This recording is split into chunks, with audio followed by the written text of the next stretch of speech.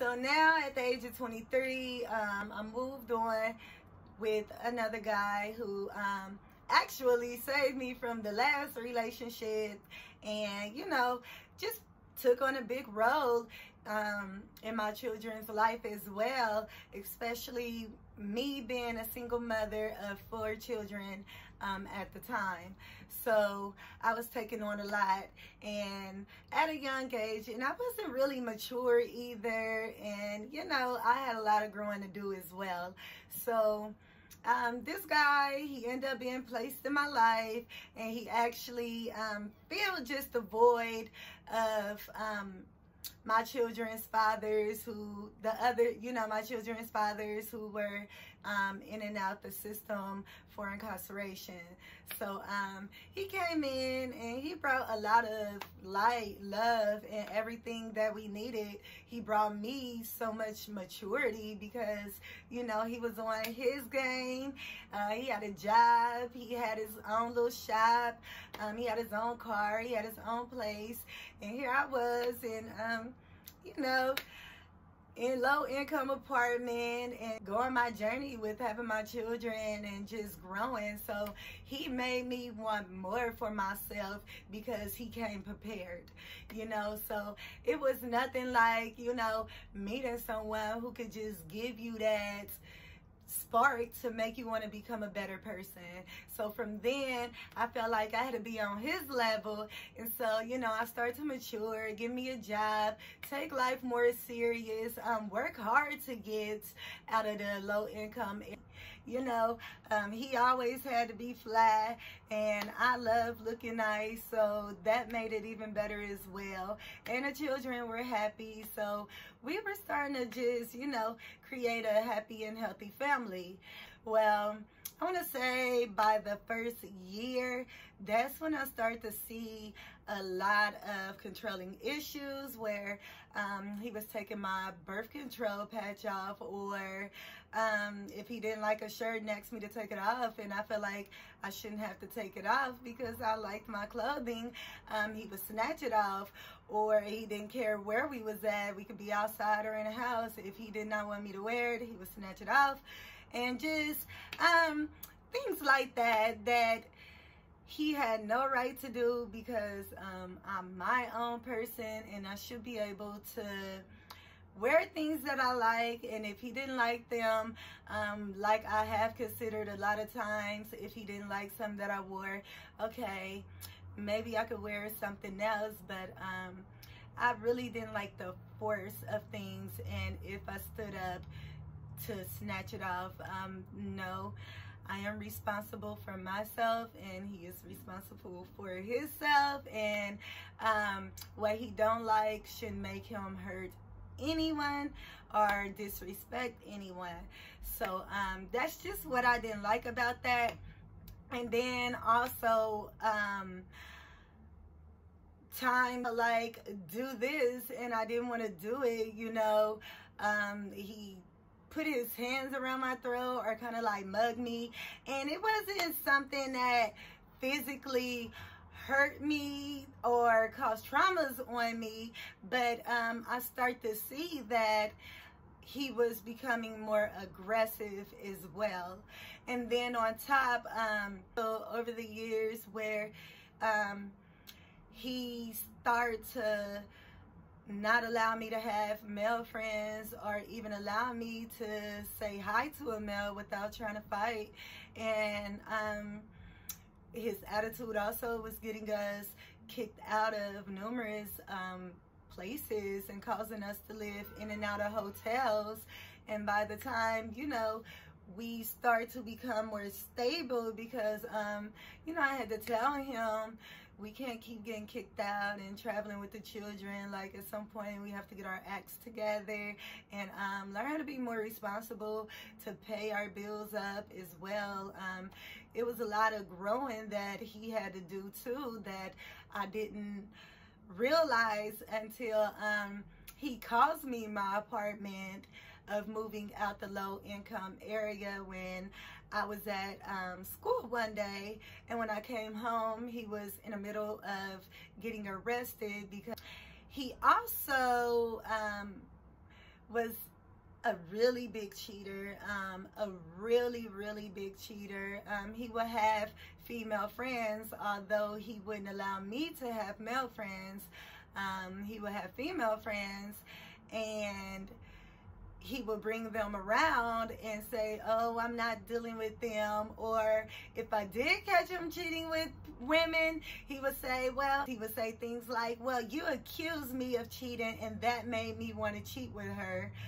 And I'll be like, no, I didn't accuse, I asked. But to move on, he just could never admit when he was wrong or own up to his mistakes. He would always say, well, you made me do it. And it's like, no, we are all responsible for the choices we make, no matter how bad we want to hurt a person.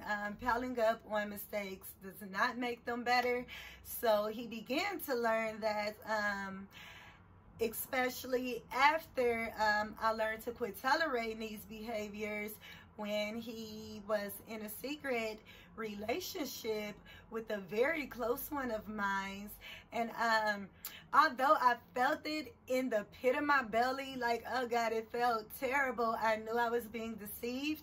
And when I asked him, of course, he denied it. She ended up coming up to me and denying it, and I didn't have proof. And although someone told me that I should watch her, because they had every reason to believe that, you know, my close one was in a relationship with him, and a certain person didn't like that, especially with her coming over every day acting as if anything wasn't going on. So, you know, she just wanted to give me a heads up, a girl in the apartment area that I lived in. But since I didn't have proof, I buried it for a year, you know, and I just never really brought it up because I didn't have proof for myself, although I felt it. And about a year later, I ended up finding out, and it caused a lot of drama where I guess she thought he was going to leave me, and that didn't go as planned. And the more things she told him about me ended up with my jaw hanging out after he locked me in a room and continuously hit me until all I remember was crawling on the floor saying, please stop, I'm gonna die, and trying to reach for the knob. And that's all I remember, reaching for the knob and begging for my life. And when I woke up, I was actually barefooted. The children were out of school, ended up in a car, and I was driving through a city. And when I woke up and just kind of looked down the outside mirror of the car, I noticed my jaw start to panic. Oh my God, you broke my jaw. And he was like, shut up, B, if I broke your jaw, you wouldn't talk. And he actually was taking me to another city, to his father's house, so his father could take me to a hospital to seek medical assistance.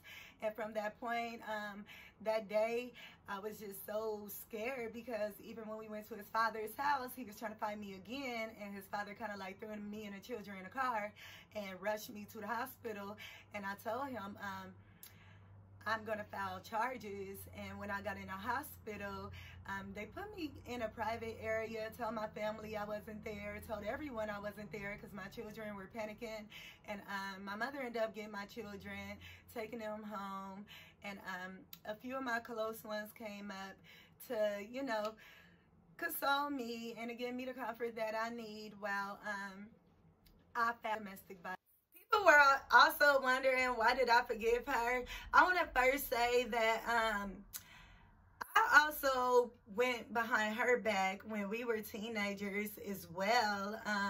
She probably was around 18 at the time. I was 17, and a guy that was her ex at the time, he had went off to the service, and you know, she went off doing her thing, and me and her was venturing off too as well. I was hanging with new groups of friends. She was hanging with her new groups of friends. And although they didn't have any communication, her or her ex, we were all still just friends. But they didn't really have any connection. And me and him would talk almost every night he was in the service, because he had fought in a war, and we were very nervous. So he would just call me as just a comfort, you know, just a friend of comfort. And the first visit home that he had, you know, we were excited that he made it out the war alive. 2 people from our city had lost their lives that year, so it was a blessing that he made it home, and we were excited to see each other. So I think that night that, you know, led from one thing to another was just a state of vulnerability and just happiness that he just made it out alive. So it wasn't no physical connection there after that day, because I actually felt horrible. I felt so terrible that I just felt deceitful, and I told her about it. I didn't want to keep it away from her, so I was honest about it, and I actually just decided to, you know, give her space for over a year to just forgive me, and, you know, just to get past it. And then I went back up to her again, of course, and later apologized again, where she forgave me. And also me and her also had history. We've been best friends since childhood. When I say childhood, I mean as small as freaking 8 years old. She taught me how to smoke my first cigarette. She taught me about boys. She taught me about my period. She stole from me as a teenager. She always had my back, took the rap for me when we would get caught smoking or whatever it was. She just was a really great person to me, and although she made a mistake, I wouldn't say I'm happy that her intentions were like that, but I am happy that things kind of unfolded the way that they did, because it made me stronger as a woman to stand up to the guy that I was dealing with, and to also just understand when we're dealing with drug dealers and people in and men in a fast life. I mean, they come with women, cheating, partying, deceitfulness, out all night. I mean, that's why it's called the fast life. It just comes with it all, and that's because they are living an unhealthy life. So, you know, back then I didn't think about it then, but it actually kind of helped me become more stronger, because as everyone know, I was the biggest pushover there was. I was too soft back then. I never stood up for myself.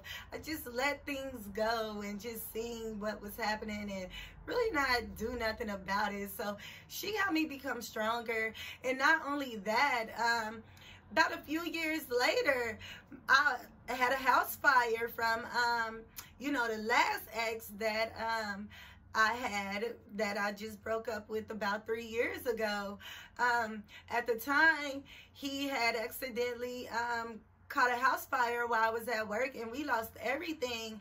And with no hesitation, she donated so many clothes and shoes to my youngest daughter that I just couldn't be ungrateful. You know, I was grateful that she did that, because we had lost everything. We didn't have nowhere to stay or anything, and she was the first person who donated to me. So that let me know that you know, she still loved me as well. And she also told me she felt bad because I ended up losing one of my youngest daughter's twin, and you know, a little after that, I wouldn't say it was from the fight, maybe it was, but that was actually the third baby I had lost due to just stressful acts with this guy. And so, you know, anyways, she apologized, and she like, you know, I really felt bad, and it just brought a better respect between the both of us, because back then she was a little wild too, you know, and this taught her how to give me a better respect. It just taught both of us how to give each other a better respect, and to never ever disrespect one another like that again. You know, a few years later, she ended up actually having a baby by the guy that I ventured off with, and I end up working with the guy, her ex-lover from high school. So I thought that was kind of weird. I really did. And then you know, Karmic the karmic cycle hit us too, where, you know, we all get in what we put in. And just to move on from me and her situation, because like I said, we grew past this was in our past life, and it no longer serves us. But to speak in this moment, that's why it's kind of just nice to respect people and just be nice and respectful to people in their relationships, because I've experienced some women who never had love from a man growing up in life really want that kind of love when they see two significants, you know, happy with each other and just healthy and, you know, growing, and they want that happiness. So their intentions may not be good to get it, and I understand you know, why they do it, but I also want them to know that that's not the right way to do it. Happiness comes within yourself, and then you experience it with someone else. But you know, just breaking up people's families with children being involved, and, you know, just things that would not serve you in the future. So it's always, you know, mindful to just treat people how you want to be treated and just live life the correct way. I hope you guys were inspired, and thanks for tuning in. Thank you.